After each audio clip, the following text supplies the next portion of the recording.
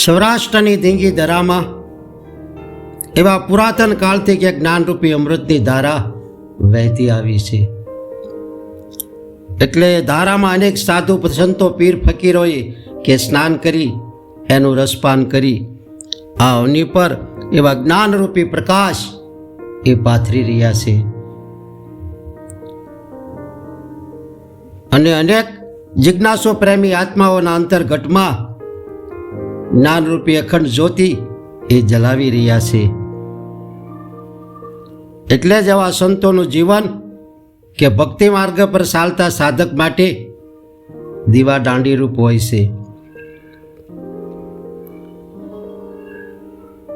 તો એવી એક દીવા દાંડી રૂપે જલતી જ્યોતિ અને મહાન વિભૂતિની આજ આપણે વાત કરીએ.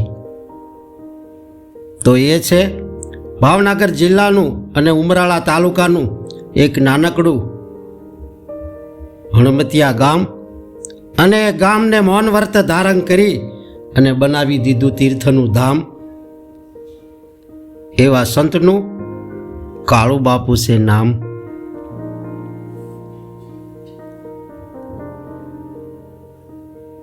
પણ કહેવાય છે કે કાળુ બાપુ તો આશ્રમ હણમતિયામાં આવેલો છે, અને કાળુ બાપુ કે આશ્રમમાં જ રહે છે, આશ્રમની બહાર કે બહાર જતા નથી. છતાં કે આશ્રમના આવતા કોઈ ભાગશાળીને જ કાળુ બાપુના દર્શન થાય છે.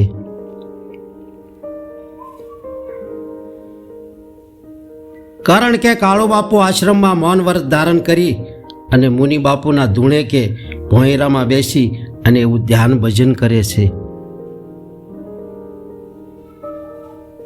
પણ કાળુ બાપુ કહે છે કે ધ્યાનનો અર્થ એ નથી કે આંખો બંધ કરવી, પણ કે આંખોને ખોલવાની છે.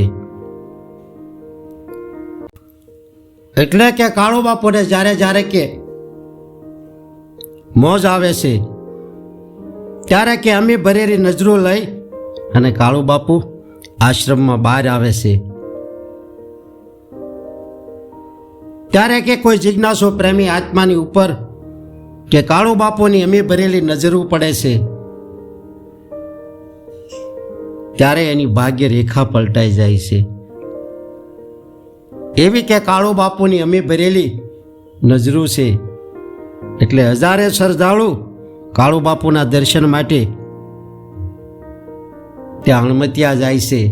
એટલે જ હણમતિયા એક આસ્થાનું કેન્દ્ર બની ગયું. પણ કે આટલું જ નહીં, કહેવાય છે કે જ્યારે જ્યારે કાળુ બાપુને મૌનની સાધનામાં કે બ્રહ્મ આનંદરૂપી લહેર આવે છે, ત્યારે કે જ્ઞાનરૂપી મોતીની એવી વેળ આવે છે. ત્યારે કાળુ બાપુ કરુણાનો ભાવ કરી શબ્દરૂપી અમૂલક મોતી તે જ ગામના કે સંજય ભગતને ઈશારો કરી અને સમજાવે છે. અને સંજય ભગત કે ઈશારો ન સમજી શકે તો કાળુ બાપુ કાગળમાં લખી અને સમજાવે છે. ને પછી સંજય ભગત કાળુ બાપુના આદેશ મુજબ સેવક સમુદાયને શબ્દરૂપી અમૂલક મોતીનું લાણું કરે છે. ત્યારે કે એવા જિજ્ઞાસુ પ્રેમી આત્માઓ કાળુ બાપુના આદેશરૂપી અમૂલક મોતીની કહેણી સાંભળી અને રહેણી પાળે છે. એટલે કે સેવા ભક્તિ અને નિષ્કામ કર્મ કરે છે, અને એનું જીવન સાર્થક થાય છે. કેમ કે તેવા વ્યક્તિની દિવ્ય ચેતનામાં કે ધીમે ધીમે પ્રગતિ થાય છે. એટલે જીવનમાં દયાનો ગુણ પડકે છે. કારણ કે દયા એ ધર્મનું મૂળ છે. એટલે દયા એ જીવનનું અણમોલ રત્ન છે. કેમ કે દયાની પાછળ સદવિચાર આવે એ જ સુખની ચાવી છે.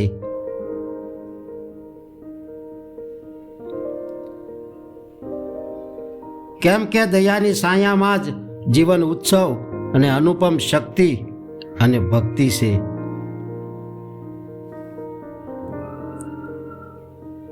એટલે જેમ શરદ પૂર્ણિમાનો ચંદ્રમા જેમ ખીલ્યો હોય અને તેનો પ્રકાશ પૃથ્વીમાં દરેક ખૂણાને કે પ્રકાશિત કરે છે, એવી જ રીતે કાળુ બાપુ કે જે વ્યક્તિના જીવનમાં પ્રેમ ભક્તિ રૂપે કે સૂર્ય ઉગ્યો હોય, એનો પ્રકાશ સારી દિશાઓમાં ફેલાય છે.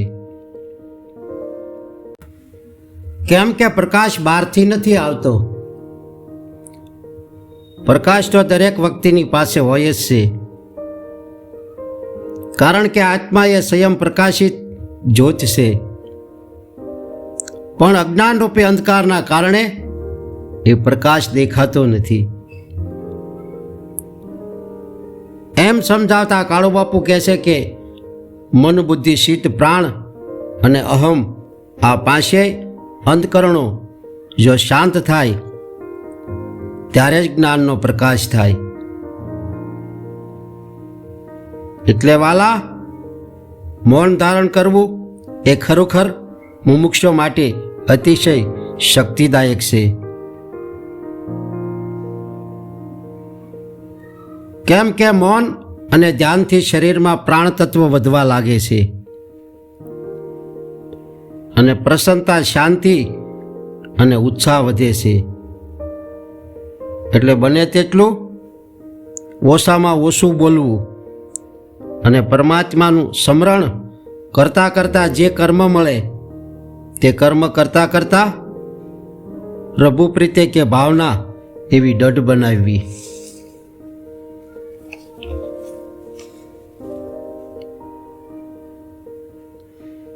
કેમ કે જીવનમાં કોઈ પણ કામ કરતાં કરતાં જો ભગવાનનું નામ લેવાય તો કાળુ બાપુ કે એક એવા પ્રકારની તમારા મનમાં સાંકળ જોડાશે અને તમારો એની સાથે એવો અનોખો સંબંધ બંધાશે. પછી તો તમારામાં હિંમત, બળ, સાહસ, સહનશીલતા અને સદભાવ એવો પ્રગટવા લાગશે.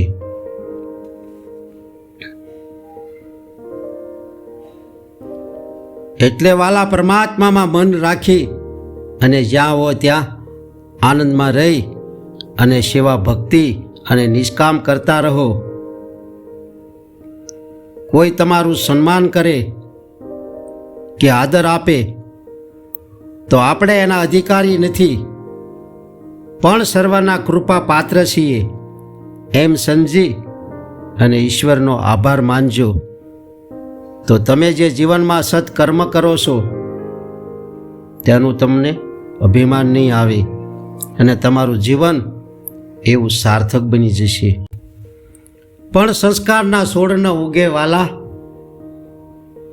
અને ખાનદાની ખેતરમાં ન હોય, પણ કે જેના જીવનમાં દયા, ધર્મ અને ન્યાય, નીતિ અને સેવા ભક્તિ હશે એના જીવનમાં સંસ્કારના બીજ હોય. આટલું જ નહીં, પણ એવા વ્યક્તિમાં કે દઢ મનોબળ અને આત્મવિશ્વાસ અને હૃદયમાં શુદ્ધ ભાવ હોય.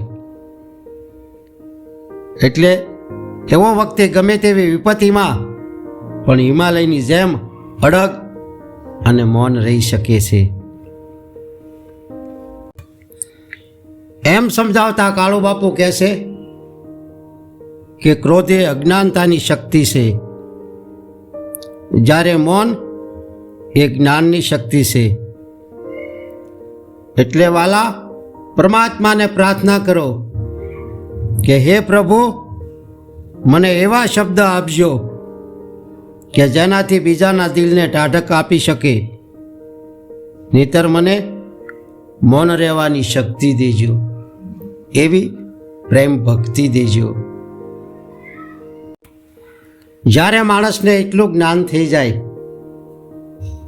કે આત્મા જ પરમાત્મા છે, ત્યારે કે માણસ મટી અને પરમાત્મા સાથે સંબંધ જોડી અને પરમ કલ્યાણ અને પરમ શાંતિને પામે છે અને મોક્ષના માર્ગ તરફ પ્રયાણ કરવામાં સમૃદ્ધ બની જાય છે. કેમ કે ચારિત્ર્યનો પાયો જ સત્કર્મ છે અને સત્કર્મનો પાયો સત્ય છે. એટલે દૃઢ સંકલ્પ કરી કોઈ કામ પૂર્ણતાથી કરશો તો કાળુ બાપુ કે તમારા જીવનમાં સફળતા જરૂર મળશે. તો આ વિડીયો કાળુ બાપુની કૃપારૂપે હતો. જો વાલા આ વિડીયો પસંદ પડે અને સારો લાગે તો લાઈક કરો, આ ચેનલને સબસ્ક્રાઈબ કરો અને શેર કરો. એટલે હસતા રહો, ખુશ રહો અને આનંદિત રહો.